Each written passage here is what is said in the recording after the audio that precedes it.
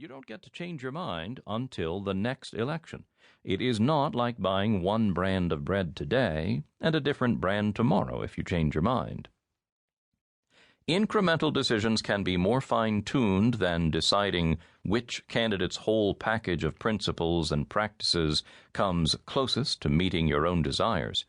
Incremental decision-making also means that not every increment of even very desirable things is necessarily desirable, given that there are other things that the money could be spent on after having acquired a given amount of a particular good or service.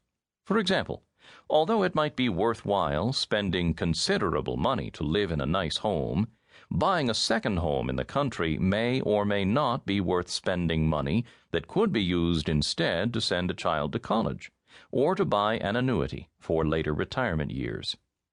One consequence of incremental decision-making is that additional increments of many desirable things remain unpurchased because they are almost, but not quite, worth the sacrifices required to get them.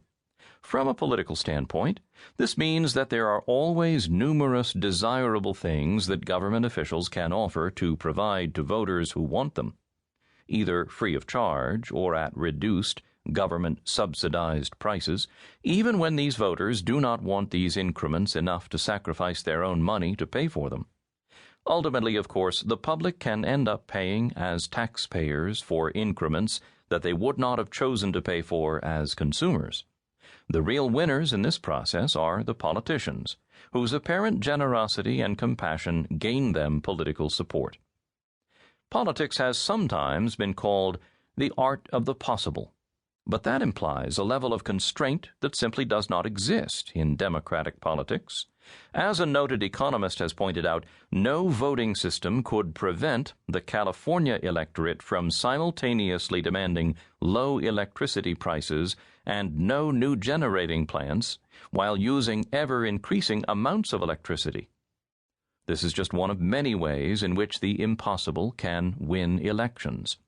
Beliefs can trump facts in politics and have repeatedly trumped facts throughout history.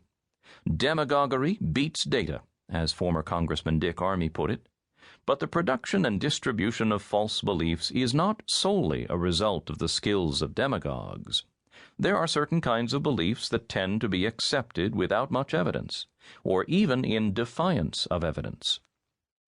No political message has proven to be more welcome in countries around the world, in both democratic and undemocratic nations, and among peoples of every race and culture, than the message that your problems are not your fault, but the fault of others, and it is they who must change, not you. Moreover, it is they who must pay the consequences if they do not change, but not you. Not only particular political candidates, but in some countries, whole revolutionary movements have risen to power on the wings of that message. Politicians. While politicians can be expected to pay far more attention to political decisions than the average voter will, the nature of that attention is also likely to be different. Elected officials' top priority is usually getting re-elected, and their time horizon seldom extends beyond the next election. Laws and policies that will produce politically beneficial effects before the next election are usually preferred to policies that will produce even better results sometime after the next election. Indeed, policies that will produce good results before the next election may be preferred even if they can be expected to produce bad results afterwards. Thinking beyond the immediate consequences of a law or policy is a task which neither voters nor politicians have much incentive to undertake.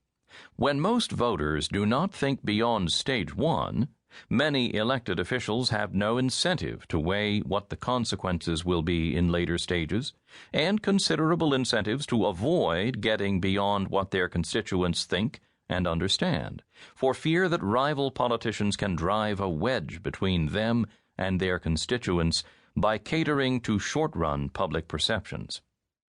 The very way that issues are conceived tends to be different in politics from the way they are conceived in economics. Political thinking tends to conceive of policies, institutions, or programs in terms of their